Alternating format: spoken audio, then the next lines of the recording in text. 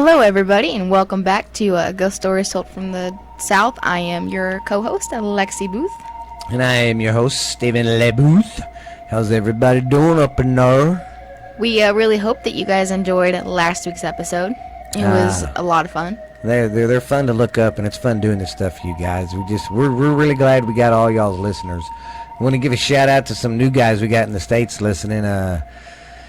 British District of Columbia, Denver, California. There's a lot in Texas too. Texas, and I know there was one in Oklahoma at one time. Yeah, there's like a list. But there's like we appreciate it, and we've been getting a lot more likes. And we have some in UK too. Oh yeah, we got a download too in UK too. Thanks a lot. Yeah, but, thank you. We are on Spotify, iTunes, Stitcher, and we have our email, which is Ghost Stories Told from the South at gmail.com. Yeah, at gmail.com.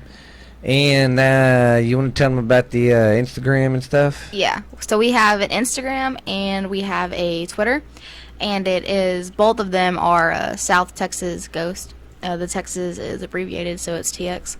Well, sorry about that video there. I forgot when I take it off of the deal, it clicks off. So, but now we're recording, so we'll have to look at our face the whole time. That's great. And every now, I'll go check on the deal. I shouldn't have to check on the mixing board all the time, because once we get everything set, it sounds pretty good. Yeah, all I have to do is just go stop recording whenever we're done talking. But okay, sorry, we're still newbies. We're trying to yeah, we're gonna try to do this too, to get on YouTube, get some our YouTube channel going or something too. I don't know. People like watching it. I'm like that too. I like watching it. Yeah, so we're gonna do that. We're trying to get our base span a little bit bigger here, guys. Yep. Okay, so do you want to start your story first, or you want me to start? Oh, let's see. What do you got? I have a sane asylum. Like always.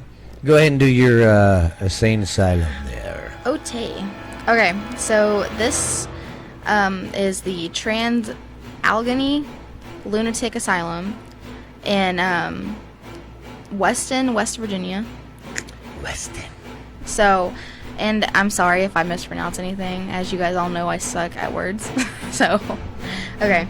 So, you can apparently do ghost tours now here. It's, I guess, like the state bought or something. Like, it's not just abandoned, sitting there. No, so they're actually putting it to use. It ain't like just sitting there like, well, there's a couple of them ones that you covered that they're just got all boarded up and they don't want to let people in or anything. Yeah. I guess like this one, I don't know if it's and some of them I guess I could understand because the buildings are old as shit and falling down and crap. Yeah, that or the history in that place is like really bad and they don't want people in there or whatever. But okay, so excuse me, this place was constructed between 1958 and 1881. There was constant construction on it, and it never was just like, okay, it's done, no more. So it was ongoing. Ow. Kind of like the witch at the Winchester House? Yes, yeah. And it was the largest hand-cut stone. Coffee. It was the largest hand-cut stone mansion-y looking building, and the It probably looked like a damn huge castle when it was all done, because no one's probably seen stuff like that at that time. Yeah, it was pretty unique then. It was originally designed for like 200 patients, and then it actually opened, I got 2 different dates, but I really don't know which one's true. She don't know. I got 1813, and then I got 1864. Well, in 1813, we took a little trip. But, like, I'm pretty sure it's the 1864 one because, like I said, construction didn't begin until, like, at least 1858. I don't know where the 1813 came into place. That is a little weird. Yeah. I'm just going to keep that one in there, though, in case, Okay. So, and then the peak that it reached in the 1950s was it reached, like, 2,400 patients. Damn. Yeah, and it was only built for 200. So it was only built for 200 people, but there was over 2,000 patients there? Mm-hmm. God. Yeah, so you can imagine. That's bad back then, because it wasn't just the sane asylums that I've noticed, like hospitals. Yeah. Even prisons. Mm-hmm. At first when they built them, they'd be like, for 50 to 100 people, and then before you know it, they got 1,000 in there. Yeah. Yeah, it was bad. It seemed like an ongoing problem back then, whether it was hospitals, prisons, insane asylums. Yeah, the only places that I've noticed that weren't like that was like the hotels, because the hotels were like 7 feet tall, or not 7 feet tall, 7 floors tall. Yeah, if they screwed up, they could just add on and make them bigger. Yeah, but so obviously it ended up being way overcrowded. Like, it was so overcrowded, and then obviously there was like really bad, poor conditions, because staff ratio to the patient ratio was like terrible. And then it closed in 1994. And it wasn't always, they called it the Nightmare Facility, which a lot of the places are called that. Nightmare Facility. Yeah. I should have a voice. I mean, I should get a job doing scary voices. Something like, welcome to Scary Stories Told from the South. Oh gosh. Okay, so this is what I found interesting. They said that it wasn't always like that. Like, okay, whenever they first opened it, and it was like at least the 200 patients that were there, like before it went over capacity, they said that it was like really, really nice. The patients were allowed to be like in the sunlight, and they were allowed to walk like on the courtyard, and now they were out of their rooms, and they were able to like roam freely and everything. And it was like a really nice place, and that they were actually helping people. That's crazy. And they had working farms and a dairy spot, I guess, and they had like their own waterworks, a gas well, and a cemetery. And they were it was busy little village. Yeah, and I've noticed that with asylums too. Like, all their places pretty much are like their own little city. That's crazy. Like a fox. And they said that the patients felt at home and well cared for and restored and stuff. But then, when all the patients came in, whenever it was like overcrowded, that happened in 1881. There was an increase in, I guess, mental illness. I don't know if or what happened, but like, I'm not really good on history, but it just happened, I guess, all of a sudden, and the facility was like overturned by patients, and they housed more of the. They were okay, so it only fit 200, and there was like 2,000 in there. But then I read that like they housed more than 500. So, oh gosh, that's crazy. Yeah, so it obviously housed way more than it could fit. Yeah, too. And when they start getting overcrowded like that, a lot of people slip under the cracks because they don't get the correct care. Yeah, and some lived in like, okay, so there was a room designed for one because it was 200, and then they ended up putting like 5 or 6 people in there. There's a room designed for one. So you can imagine how crowded that was. Yeah. I bet you there was some crowded stuff. Yeah. And they couldn't keep up with the patients, so it declined. And the farming and the dairy was only for 300.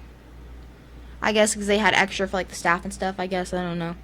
And there wasn't enough for all the patients there, so they obviously like suffered from malnutrition. That's how you say it, I think. Yeah, malnutrition. He's a male, whatever I said. And then it made the mental issues like 10 times worse because they weren't getting like fed and everything else. So that's ridiculous. Yeah, that didn't help. And then in 1938, there was 6 times more patients than it was built for. I'm pretty sure I said that right. And then because the patients were like not guarded or like not like looked at or like taken care of, they were running around like wild animals. Anarchy, yeah. Literally. And it was outnumbered. There was no control. There was a camera crew sent in, kind of like off of AHS, American Horror Story. I guess they went in. I don't know how it didn't say how that came about, but they got sent in to do an expose on the conditions. There was patients sleeping on the floor because there was literally only like 200 beds, and there was. We got 1,000 people. Yeah, there was like so many. Just sleep on the floor. Yeah, and there was no heat at all, so they're all freezing cold or whatever. There was the windows and everything used to be so clean, and now there was like grease and grit and all that on them. The wallpaper was either decayed or the patients had peeled it all off. So it was really gross. And then there was deranged patients locked in cages. Deranged patients. And then there was at least 4,000 lobotomies done there. God damn. See, man, that's That just cracks me up. You think they would have noticed with them lobotomies that they weren't helping anybody. You think they would be going, oh shit, we're doing this and it don't seem like it's helping because they're brain dead after we do it. But they kept doing it. Yeah, they were just like, oh, we're helping. Yeah, because it was weird. They drive that up in there, go up here in your eye with a spike and shove it up in here and do this because they figured it was cleaning out the cobwebs. But what it was doing was knocking the, your brain and stuff, the connection it has or some crap up there. Like the little nerve endings. I think that's, the little nerve endings. Mm-hmm.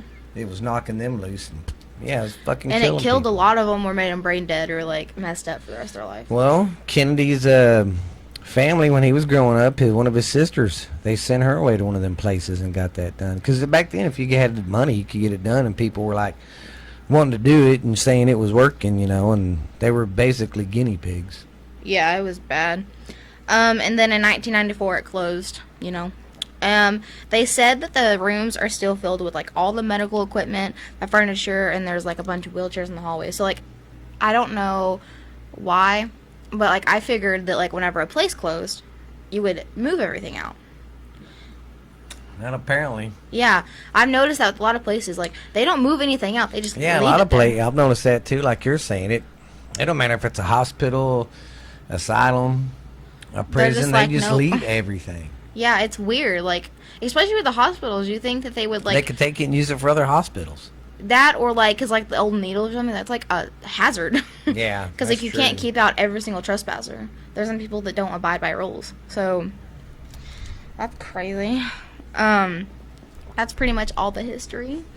So now we're going to get on to some of the ghosty stuff. Okay, so I guess some of the stuff did happen, like, while it was already running. I don't know what happened way before they built on, like, I guess before they built on the land or whatever. It didn't really go back that far, but I do know some stuff that happened while they were there still. So, okay, so some workers quit while it was still open because they heard unexplainable noises. And they heard, like, squeaking of hospital gurneys. Yeah. Squeaky, squeaky. But there was, like, no one around or there was no, like, one moving or anything.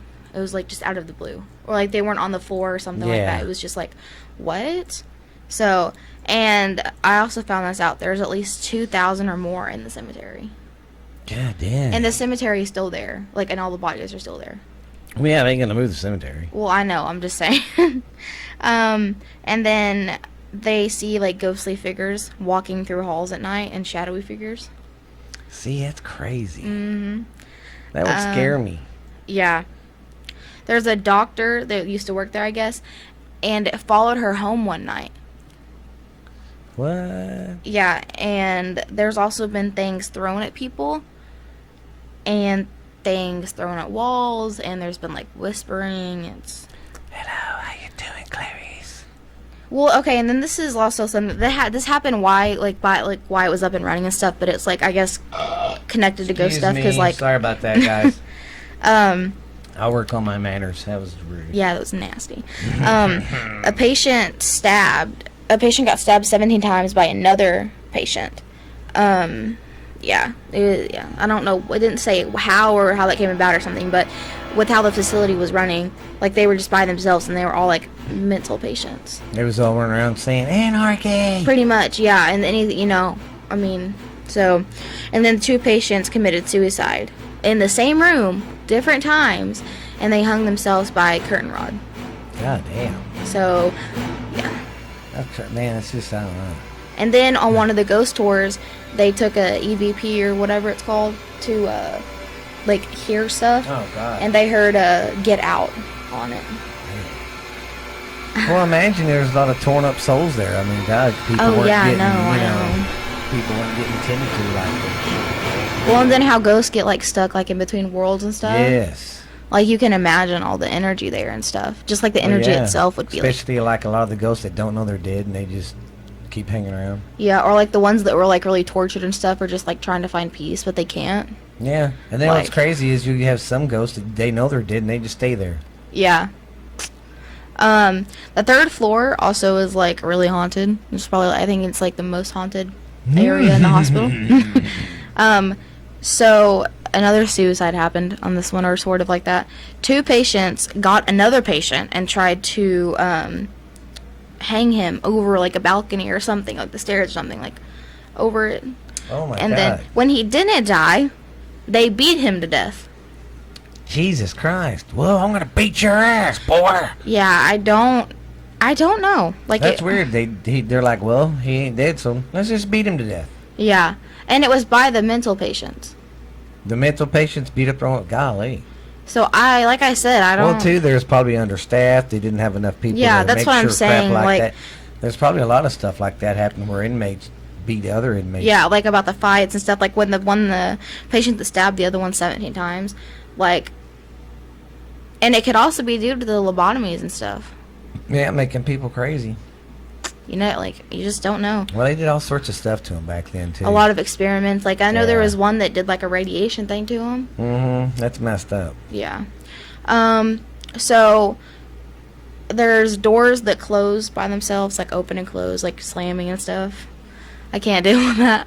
There's apparitions. Like last night? Yes. Yeah, there's apparitions and shadowy figures. There's a lot of strange noises, and there's toys, I guess, for, like, the little children's that are still there. Little children. And they move all the time by themselves, and they turn on, and there's a music box that they have. Well, too, you know, I'm sorry, I didn't mean to interrupt you. It's good. But, like, a lot of them kids that went to the insane asylums, they just got shipped there. A lot of them weren't even mentally unstable or nothing. They just got put there because they had nowhere else to stick them. Yeah. Because they were orphans. You know, the orphan places were packed, so they'd stick them in asylums. Yeah, or like you said, if your family didn't want them or something, they would go there. It sucks. Yeah. And then this is really creepy. Like, there's a creeper person, or like a it didn't say what it was for sure, but it says creeper. A creeper person guy. Creeper. It crawls on the floor. Yeah. Yeah, I'm like, nope, I'm out. That's kind of like that thing we was talking about last night. What was Justin talking about? The rake. The rake, yeah. Yeah. And then there's a banging pipe sound, and there's screaming and moaning, and there's laughter. Oh, God. So there's kind of like a lot that goes on, and like I said, there's a whole lot. Yeah, there's like That's crazy. Yeah, but that's all I got for that one. But like, it is, I would say it's haunted. Yeah. And with the ghost stories going on, I'm pretty sure that's not helping. But it's cool how they're letting people go in and investigate the stuff, and it's not closed down. People can still go in there and investigate and all that. Yeah, yeah. That's all so nice. So what do you got for us? Well. Today, that stuff I got today is going to be from Louisiana. I'm going to be covering the Louisiana stuff. Figured it'd be a little fun. I know there's probably a lot more stuff. I just seen I just grabbed some of the first stuff I seen. Out in the bayou? Yeah. Well, this is a little story about the Manches wetlands. The Manches wetlands. The Manches wetlands. Can't not say that. Manches wetlands. From the northwest of New Orleans, and there are thick of woods. But be careful if you go out there, they say, because there's a voodoo queen out there, named Julie Brown, that just might get you. And she goes by Julie Black. No, Julie Brown, Julie Black, or Julie White, I believe. Yeah. But she was the voodoo priestess who lived on the outskirts of the edge of the swamp and worked with the residents of the nearby town, Frainer. And there was a couple of towns like that around this area, because they were, I think they were logging towns, because logging was pretty big in that area, so they were logging towns. There was like 3 of them. But she lived close to this one. She was known for her charm and her charms and her curses. Mm-hmm. That's why people would come to her. As well as she was always known to. She'd sit there on a porch strumming a guitar, and she would sit there singing on the front porch with her guitar all the time, singing what they say. She'd sing a song that went, one day I'm gonna be gone, and when I am, I'm taking this whole damn town with me, and just. Well, they say she was kind of bitter because she felt like they were just taking advantage of her. Because she was a good person, even though she was a fucking witch and had curses. Yeah. She was a good person, and too, I guess, and she thought people were taking advantage of her good personality and her goodwill and all that, and oh, she's a witch, she can do curses, so they say,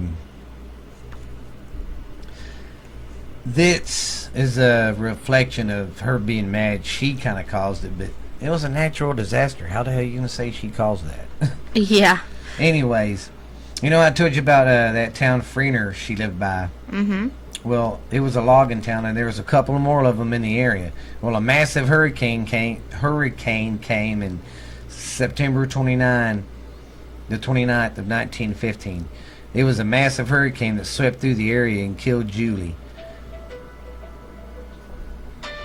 Sorry. It's Jared. It's my phone. It's Jared.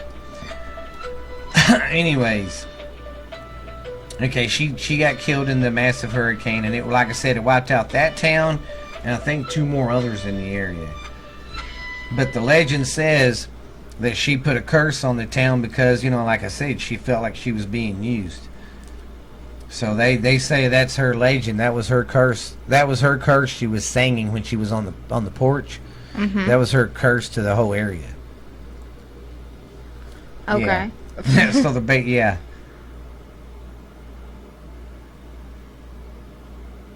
They say that, like I said, the storm wiped out the whole town and the other towns around it. And you say her ghost is still haunting the forest in there. Ugh. She's just a pissed off soul, is what it sounds like. Wait, so they blame the natural disaster on her, saying well, it's yeah, because she was like a witch, and she was known to sit there on her front porch and be like, one day I'm gonna sing it like one day I'm gonna be gone, and when I do, I'm taking this whole damn town with me. And she was really ticked because, like I said, she got tired of people just using her for curses and her charms and stuff. But it was like, you can't. What? Yeah. So when the hurricane came in and wiped out them towns and killed everybody, even her, they said that was her curse because she always sang, "If I die, I'm taking this whole damn town with me." Yeah. But they say she still haunts the forest, and there's been, sightings of her. Or not, they don't know if it's her. They just see like an image of a woman. Yeah. Because I don't think anybody knows what she looks like. But it's one of them like urban legends. I mean, I believe the woman she was really real, and that hurricane did come and wipe out them 3 towns. Mm-hmm. So. But it's one of them cool stories, one of them cool legends. I'd kind of like to go see them swamps anyway, because. Man, them swamps in Louisiana are creepy as shit to begin with. Yeah. They got them cool trees that kind of hang over into the wood, into the swamps with the moss coming off the trees and stuff. Uh-huh. It already looks creepy as shit. We should go to Louisiana. Yeah. We could visit the La Lori house. We could visit. Yeah. And there's certain tours you can take too. I was looking. Mm-hmm. Well, there's tours like anywhere, but. Yeah. Okay. But yeah, that's the story of Julie Brown. Can't believe the whole town blamed her for a natural disaster. Yeah, for a freaking natural disaster. I mean, come on, guys. But that's like a tornado coming over our house and saying we summoned it. Yeah, well, they said, like I said, the reason they blamed her was because her sitting on the porch singing that song all the time. Yeah. You never know. I mean, think about it. I'd get pissed off, too. People kept coming around for the wrong things all the damn time and just... Yeah, getting tired of taking advantage of. I mean... So, that's how it is in the hood. Okay, well, don't sit on your front porch singing songs like that, because if a natural disaster comes, they're going to blame you. Yes, they will. Especially in this town. But that would do that and creep your neighbors out. Just sit out there. One day when I'm gone, I'm taking this whole damn town with me. Oh, people here would come over here and, hit you with your guitar. Yeah. Okay, so, it's my turn, and I'm going to be talking about the... Please say this right. The Villea, the Axe Murder House. Oh. Yeah, it's in Iowa, Villea, Iowa. I can't talk. Okay, so... You can do it! Yeah, okay. People, I'm pretty sure, will know what I'm talking about without having to, so... Okay, so... You see, just going to work on that. What? Going, yeah, okay. So, yeah. Shut up, okay?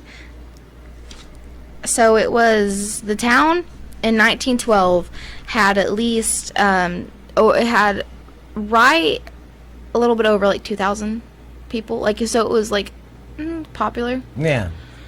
And then after the murders, now it's less than 1,000. Oh my God. So after the murders, like, everybody left. So what happened was, okay, so on June 11th, 1912, around or like between midnight and 5 a.m., the 8 people of this house that lived there were bludgeoned to death inside the home of the Moore family. That's what their last name was. There was 6 family members and then 2 friends of one of the daughters. There was 6 victims that were children, and then the other 2 were the parents.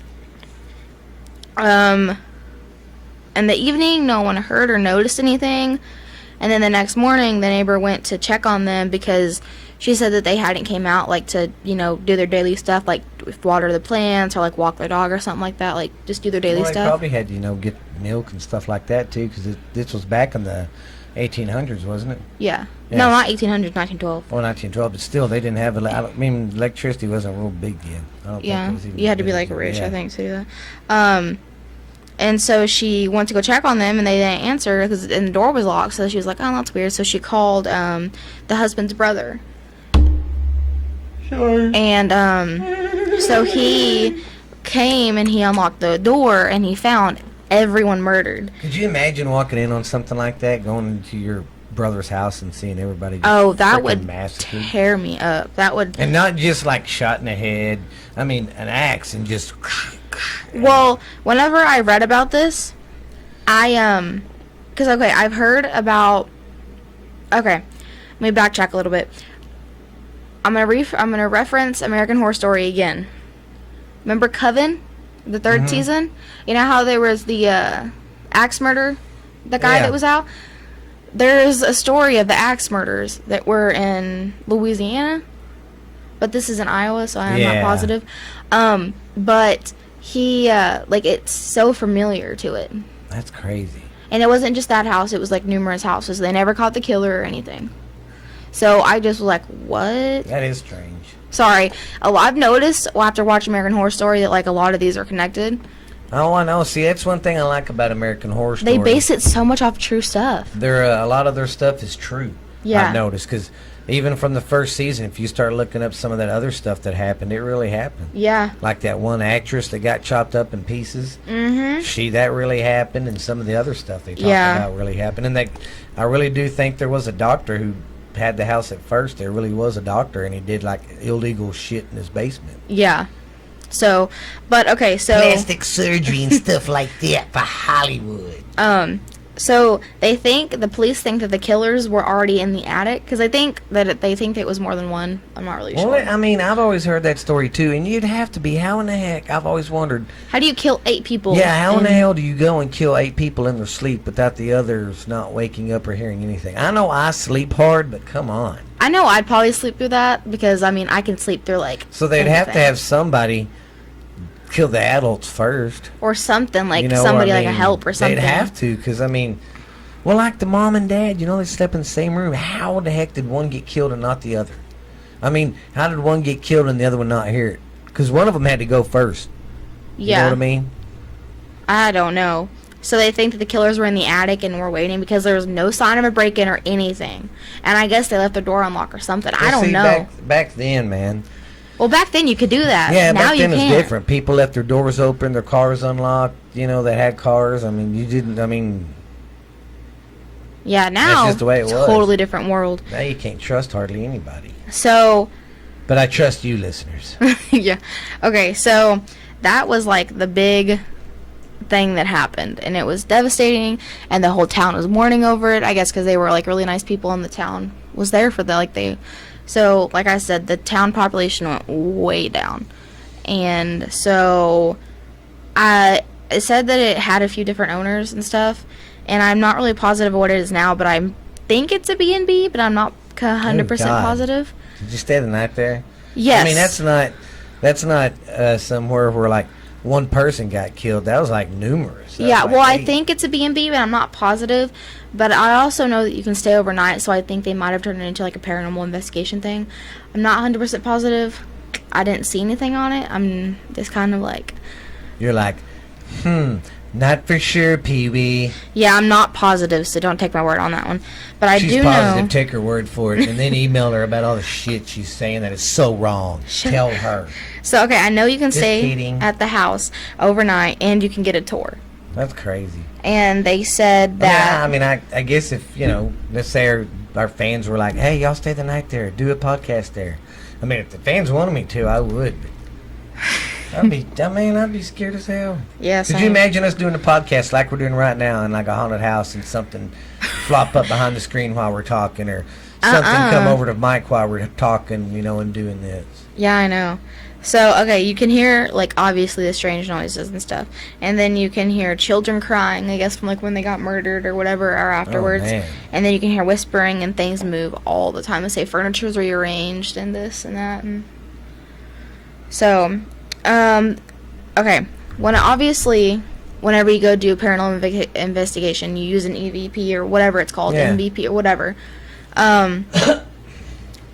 Whenever they went and did it, some paranormal activity happened. Where it was active where they died, didn't say where, but I obviously, because they were asleep, because it was between certain times, like in their bedroom and stuff. It was really active where they died, and the stuff that happened was like they were touched, scratched, they were grabbed. A shadowy figure with a face and pupils and ears and like hair like appeared, and then that's better. Yeah. Sorry, the chair was a little low. The EVP reveals a lot of voices of the children and the parents. And then apparently there's satanic rituals there. Oh my god. Yeah. So, yeah. But that's kind of all I have. My biggest thing is I don't know. I'm pretty sure it's connected because it's like the axe murdering thing. And I've read so much about it, and like I've heard, like I listened to podcasts about it and but stuff. It's kind of hard to say, like you said, if it's real, because one was in Louisiana and one was in Illinois. Well, it's Iowa, but Iowa. The coven was in New Orleans or whatever in Louisiana because of the Laura house. Oh yeah.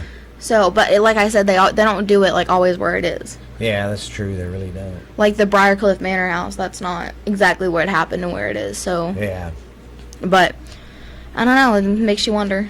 Oh God. Well, I mean, when you have that many people die and that brutal. And that kind of tragedy, there's gonna be some kind of spirit still there. There's gonna be something. Oh yeah, most definitely. Because their life was cut short, and I mean, it's like they said, it's a hell of a way to die. Well, and there then wasn't also just one person; it was like a whole fucking family got. Well, and it wasn't just the family too; it was their friends. Oh, that's right. Yeah, they had 2 people stay the night. Mm-hmm. So you want to stay the night at your friend's house now? What friends? How about your friends in Idaho? You want to go spend the night with your friends? I don't got friends in Idaho. Iowa. I mean Iowa. Okay, what's your next story? Well, I got another voodoo story, I believe. Ow. Yeah, this one's Alice Penny. Yeah, Alice Penny Taylor. Not much was known about her. She passed away in 1859, and that's where the story begins. No one really has a whole much of her life like when she was alive. They just know her when she died. Yeah, pretty much. Well, that's when they started. She started haunting the cemetery. Okay. They'd see her. They'd see her apparition and her ghost. They've reports all the time. Well, then in the 1950s to the 60s, there was 3 episodes, I think. And this woman's tomb she got buried in, she was it was like a one of the tombs like the Egyptians are buried in. Mm-hmm. It was like that. And it had a marble slab on top of it. I mean, pretty thick slab. You have to get machinery or grown men to help move this thing. There was 3 occasions where they had reports that someone opened that thing up and took her bones and stuff out and set them outside. It happened like 3 times. What? They don't know if it was just like the kids, because kids always like to go out there, because her story, haunting the yeah. Kids like to hang out cemeteries. Yeah, so they like, weird. What's a teenage thing? Hey, let's go hang out there. Let's drink some beer, look for that ghost. Well, then I guess they're not for sure if it was paranormal activity or it was the kids. But even some of the people were like, yeah, but you'd still need a lot of kids to move that. That's a marble slab, which is like, I think it was that thick, the pictures I seen.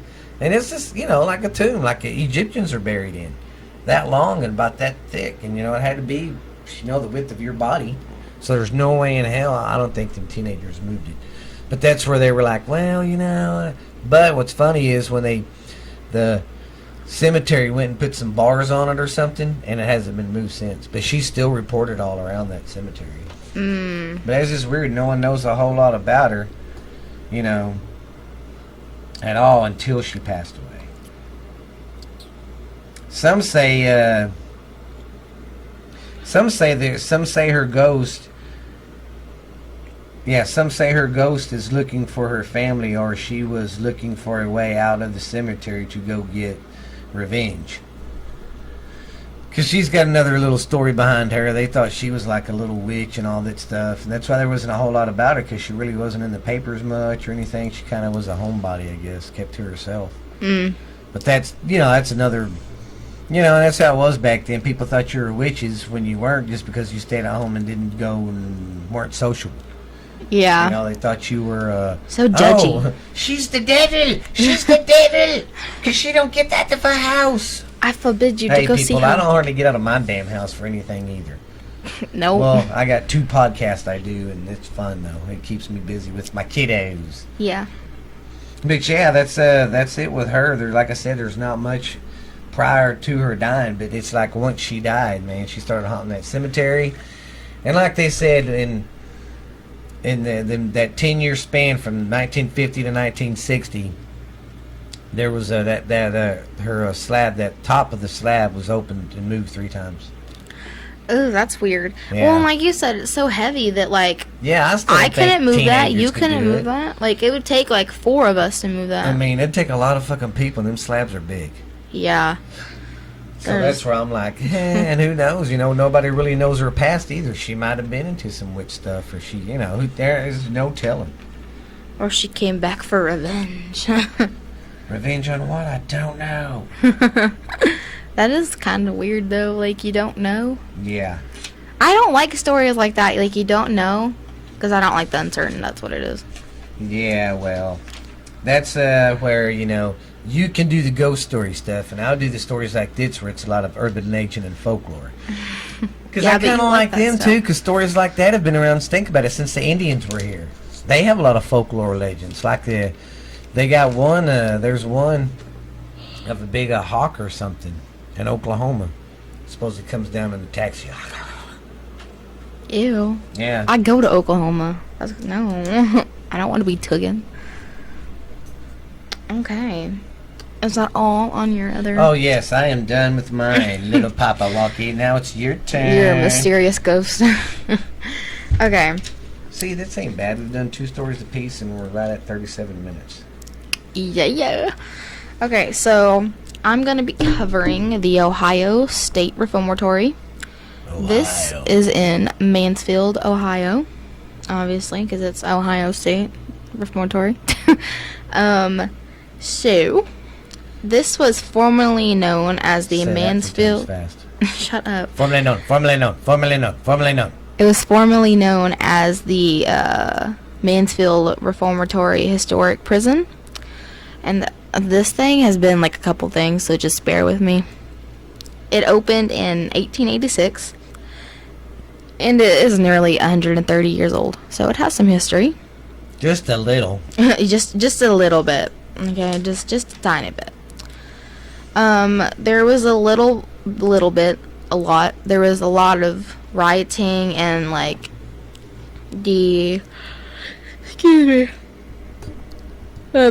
patients or inmates. They fought each other and stuff. I mean, they were pissed off. Yeah. I mean, that's kind of how it is now in prison, though. Everyone fights. Oh, yeah. But that's always been like that Yeah. in prison, you know. And people always gripe that our prison conditions here are bad. Man, we got it made easy compared to some of these countries, fellas. Some of these countries, these prisons are nasty. They don't have running water in them. They got to piss and shit in buckets. They get treated like fucking cattle. When it's time to eat, they just come by and throw food out sometimes at some of these places. And if you don't know how to get out there and scrap and throw down, you ain't gonna eat. Ew. Yeah. Ugh. Okay. So yeah, it's just always kind of been angry like that at different places. And it's overcrowded. The isolation cells, they're like really, really overcrowded.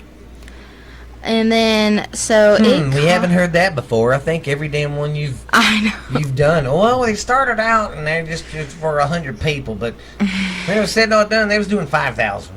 Yeah, just be prepared. It's always gonna be overcrowded.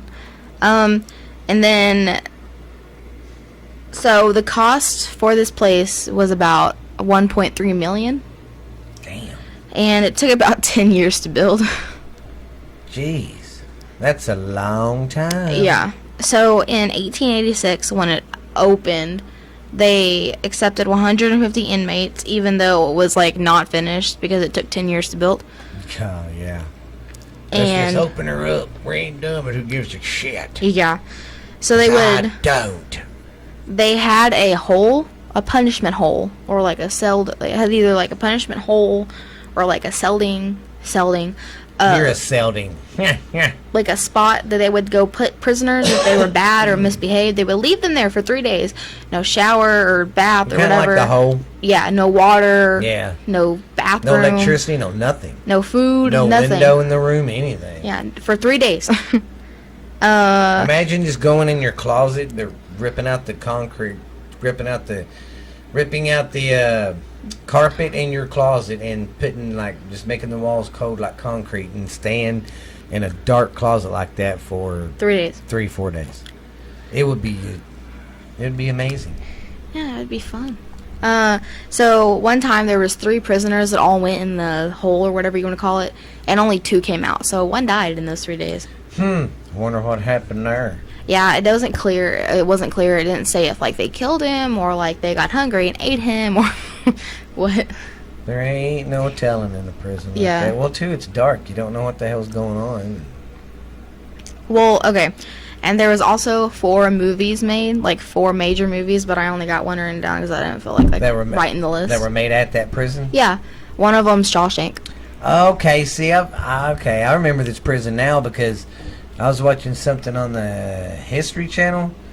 They said when they was getting ready to tear the building down, Hollywood drove up that day and was like, no, don't tear it down. We want to use it for a movie. We got a big movie. Because what they do in these movies, they have these people called scouts. Mm-hmm. And they pay them, and their job is to go out and find locations that fit the script to their movie they have, that these writers they're producing. Yeah. And the directors. That's what their job is, to go find something that makes it as close as you can. So when he found this, he found out they were tearing it down, and he had to haul ass. And I mean, they got there when they was fixing to come in with the wrecking ball and just tear the fucking place down. So we saved it from being torn Hollywood down. Saved it. I don't know if Hollywood bought it, but now it's like a museum or something, right? We'll get to that at the end of my notes. I don't remember. But yeah, I thought that was pretty cool how it got saved. Wow. I did not know that. Yeah. Okay, well, so, like I said, it was 10 years to build. It finished in 1919. That math don't seem right. Well, that makes sense, though, man, because I remember the movie of that fucking prison. It was huge. Huge. Yeah. And back then, too, they used a lot of them big stones and stuff. You notice that? Yeah. They don't know how to do that now. Now there's concrete and stuff like that. But back then they would actually carve out a lot of these stones from the earth to use in these massive it was prisons handmade. Yeah. It wasn't So that's another reason probably why it took so long. Yeah. So it was 600 single cells and it was 6 stories. So it was 100 on each floor. And then whenever it went way overcrowded, it went from there was 600 people that could fit, and then it went like multiplied by 3. So like there was 1 man in a cell, and then there was 3 men in a cell. Oh my God! So it went from, what'd you say, 2 to 3? No, 1 to 3. Oh, 1 to 3. Yeah. So instead of like 600, multiply that by 3. So. Jeez. See, and that was another problem I've noticed. Looking at old, like we were saying, looking at these old asylums and prisons, when they built them, you know, there was only they don't built think for about the future. 200 people, you know, and then. They can't. They don't say no or something like send them to. I don't understand. So they had a torture device. They had this thing called the butterfly, and it was an electrico. That's what it's weird. Electric torture device thing. It's special. It's hard to pronounce. It was a torture device, but it was like electric. They worded it really weird. I'm sorry. It didn't ever say what it was used for, or was it that thing they used for shock treatment when they used to shock the piss out of their heads? I'm not totally sure. Used to do that too. Because it's called something else. That's called something else. Can't remember what that's called. Shock treatment. But they called it the butterfly. I don't know if they made their own name for it or like what. But do the butterfly. And then so the people that got in trouble that were like rich, they gave those people like specialized treatment. Like special treatment, like.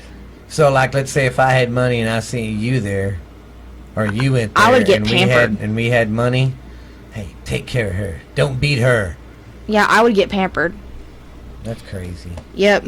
Well, see, and that's how a lot of stuff was back then. You know, a lot of prisons were known, you know, back then for, hey, give them warden some extra money, get some benefits. See, that's why the Colombian cartels and the Mexican cartels do not want to get prosecuted and brought up here. Because I'm having a blonde moment. Oh, okay. Sorry, I have a really bad blonde moment. Yeah, Lexi. Sorry. Okay. Yeah, that's why they don't want to get caught or be up here, because they'll be down. Yeah. Okay.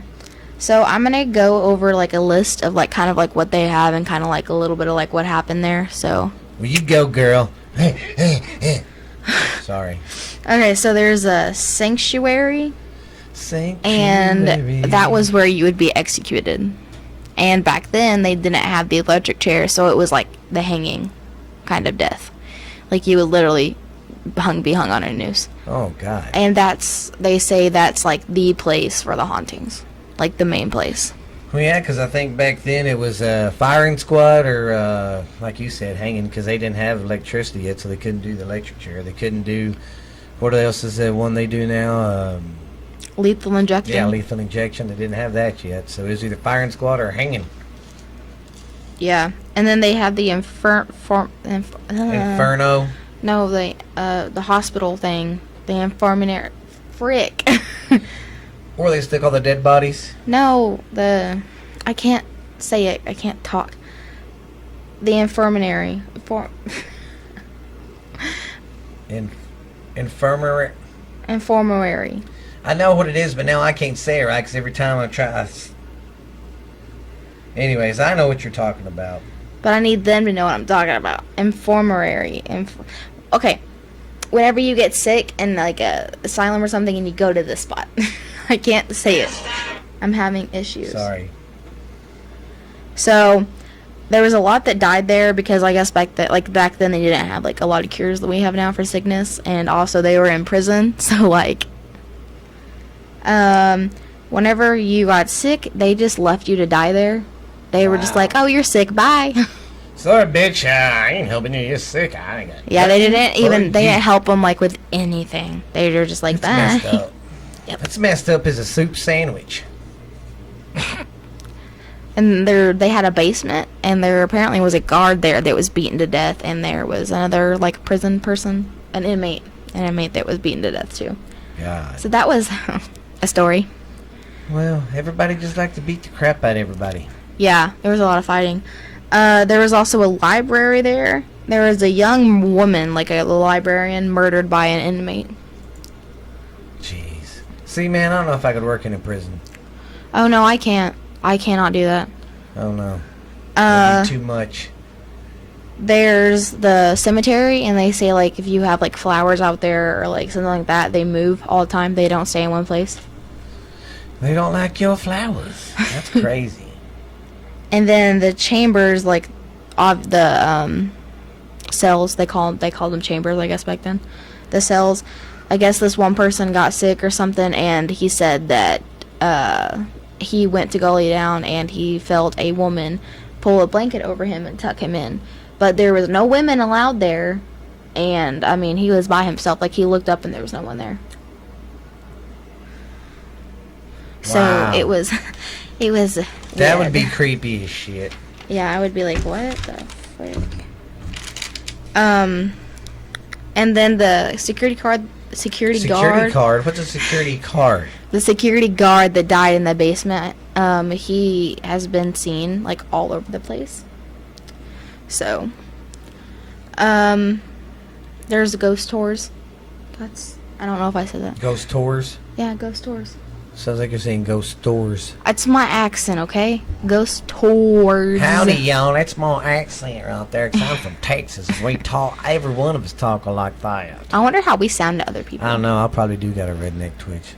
Okay, so whenever you walk through the halls of the prison, you can feel and hear, like, the frustration and the despair and the rage Just pissing them of, off. like, everybody.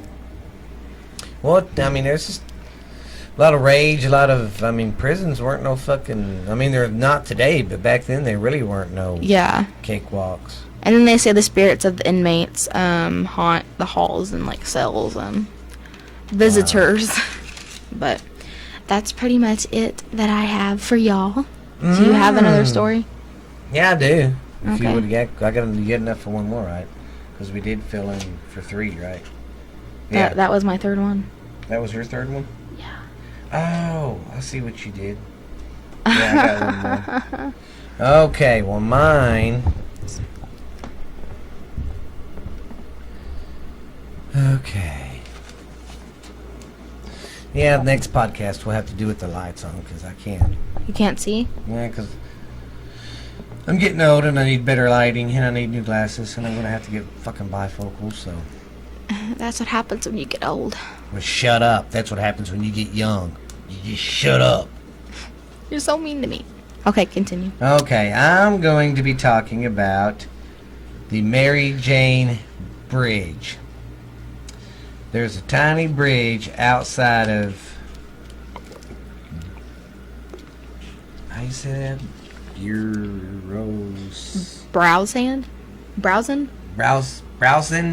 Browson, Louisiana, on the Bayou Country Road off of Highway 90. There's a tiny bridge known as Mary Jane's Bridge.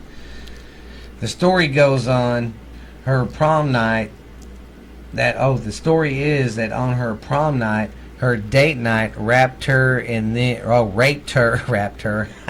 That's messed up. He raped her and then beat her to death, and then in panic, he threw her over the side of the bridge. In panic. Exactly. He beat her and raped her. That's what I couldn't understand. In panic, he threw her over the bridge. I was like, oh, I don't want to get caught. Bye.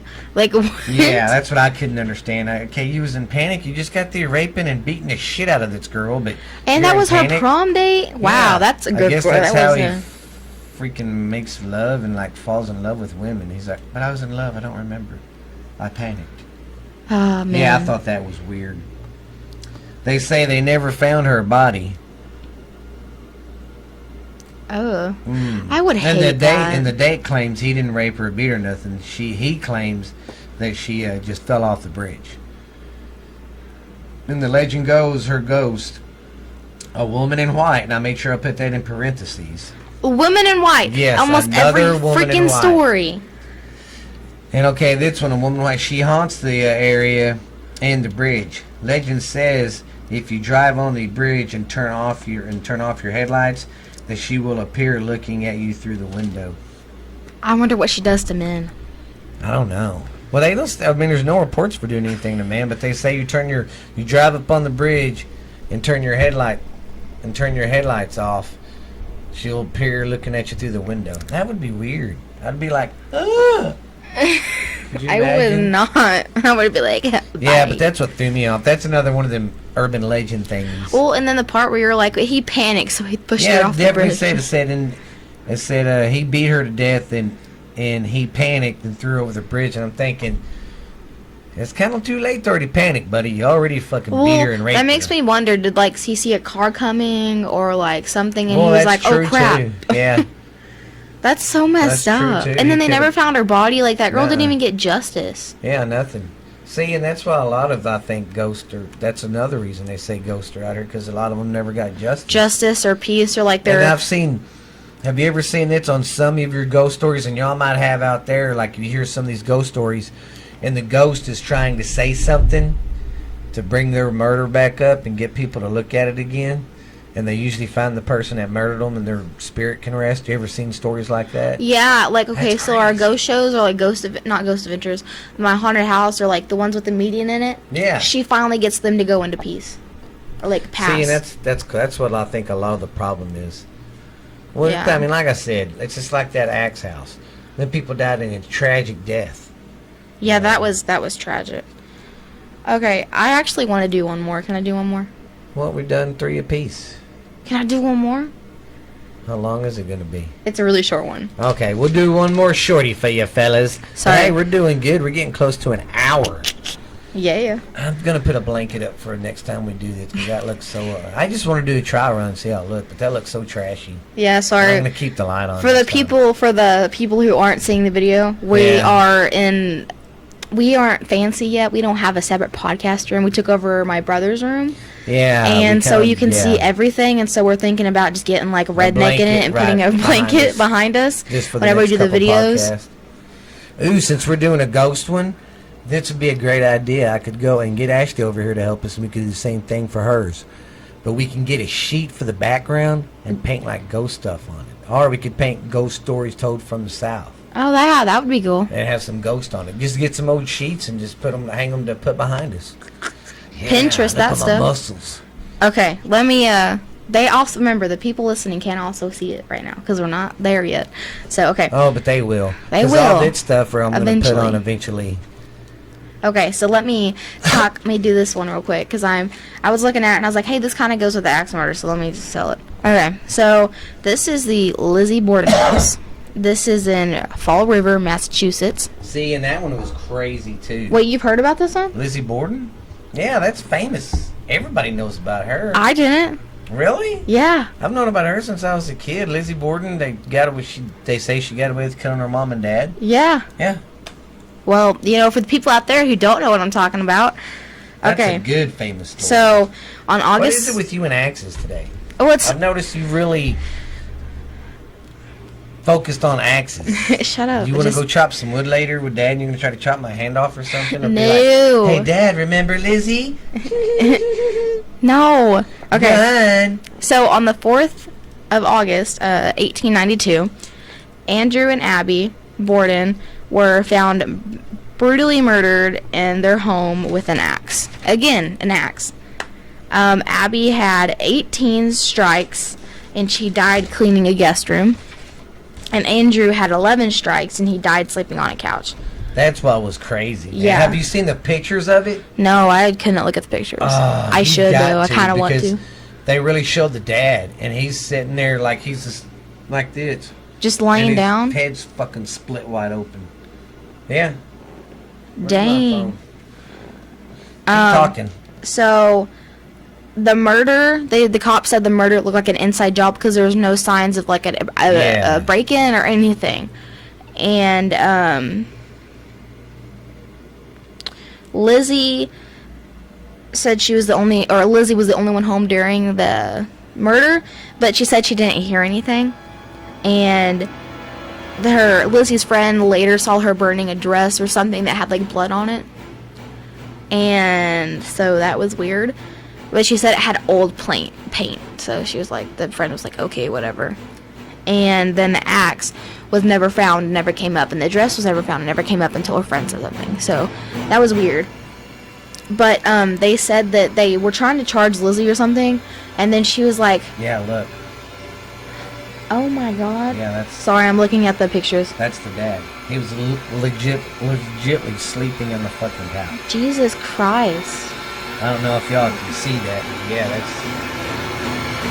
they can't see that. Yeah. Yeah, that's him on the couch. She got him She, like, jeez. Yeah. She didn't try to get any part of his body. That was all to his head. Yeah, everything was to his head. Everything. What about the stepmom? Because Abby wasn't the mom. She was the stepmom because I guess, I don't know what happened to her actual mom. I guess she died or something, I think, maybe, or remarried. Sure. I don't know. But the, Andrew was her actual dad and Abby was her stepmom. And apparently she was mad at her dad for remarrying or something. I don't know. It wasn't clear what her motive was. You might know. I don't know. That was the stepmom's face. That's the face? Yeah, she was that tore up. Dang. Yeah, because Abby had 18 strikes and her dad only had 11. Yeah. I don't know. But I guess, because I honestly really don't know why. Her motive, I guess because I think they said her motives are still unclear. Yeah, she got her brought by between the bed and the... Jeez. And just axed the shit out of them. But she didn't do it, goddammit. Yeah, she got away with it. That's crazy. I think because they tried to prosecute her or something, but they didn't have enough evidence. Even though, like, I mean, obviously. But they didn't have, like, the lie detector test or anything back then. The carpet, you can see some of the hits to the axe in the head. Oh, my God. Yeah. Yeah, she's never seen the pictures, people. I'm sitting here telling her, showing her, and she's like, what the... Yeah, sorry. Okay, so let me move on just, like, a little bit. Yeah, they found her just like that, face down. Oh, jeez. Yeah, so it looked like she got hit from behind doing work or something. Yeah, she was cleaning the guest room. And he was fucking sleeping in his goddamn... I mean, look. He was sleeping on the couch. Jeez. Oh, my God. Take a little nap and just whack. Wow. Yeah. Ooh, I don't like that. Okay, so now apparently it's a bed and breakfast. And there's also ghost tours in it, and you can stay there, obviously, it's a bed and breakfast. But they said that the fire alarms go off at 3 a.m. Every few months while everybody's sleeping. Ooh. See, what is it with 3 a.m., man? Because it's the witch hour. Remember the kids were on that 3 a.m. bullshit for a while, saying, "Oh, we gotta stay up till 3." Yeah, because that's when the ghost that's like if you want to go do EVPs or whatever, that's the most active hour is 3. Huh? I always thought it was midnight. I don't know why. Everyone now says it's like 3. But and then there's high frequencies like where they were murdered, it's like in the guest room or like the couch. Oh man. And then there's ghosts in the mirrors and on cameras, like in the mirror, like whenever you're looking in the mirror, you can like see one like their ghosts and stuff. The room where Abby died, that's the most popular, probably because she got hit in the head the most. Yeah, she looks like she got hit in the back of the head. Yeah, she got a lot, and the old man got it caved his face in. It looked like. Yeah, and then you can hear creaking upstairs when no one's there, like they're walking upstairs. The doors open and close by themselves. Huh? Sounds familiar. Yeah. There's a faint smell of floral scent, like I guess like Abby's perfume. Wow. And then the owner, I don't know if it's the new like the ones that own the B&B or something, but she or he woke up at 3 a.m. and they saw the chandelier on, and the light was getting like brighter and brighter and brighter, and then it just busted. Damn. Yeah. And she like ran out. She was like, forget this. Yeah, I don't blame her. Forget you, mother. Yeah, so, well, that's it. That's cool. See, that's a cool story because when she went to trial and all that,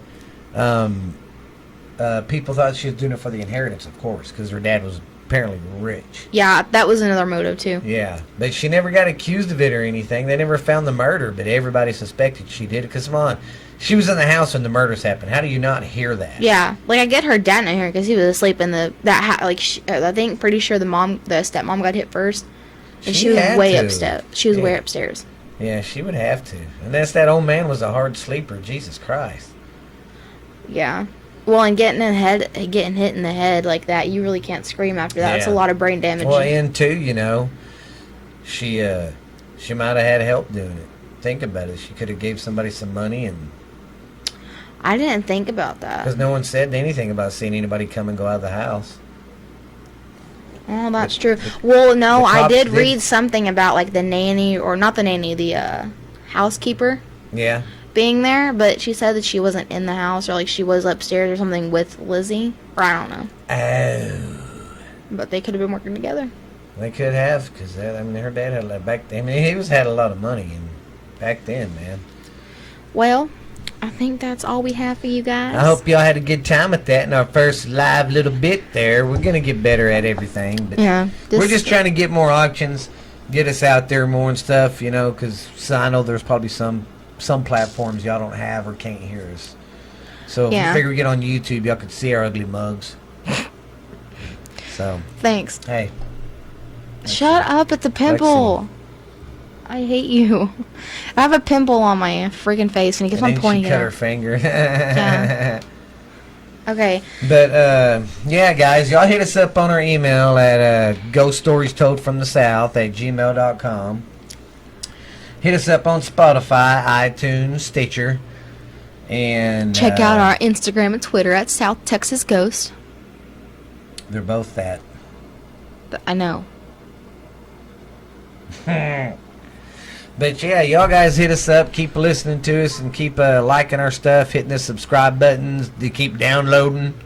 Yeah. You know, and another thing, we really need y'all to really start listening to the podcast the whole way through too, please. Please. But we want to And thank feel free to always DM us and stuff. Tell Yes, us what yeah. we can do to improve. If you Yeah. have any advice for us, Yeah. please let us know, because we are like, Yeah, because we really want to do this like for a long time, so we're not going nowhere. Just we want to get better, so we can't get better if y'all can't tell us where we sound and we want to be quality. we want to Like be great. 100% quality.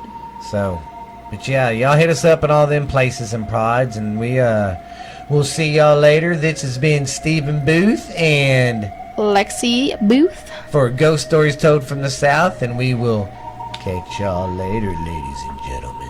Thank you for listening to the podcast of Ghost Stories Told from the South.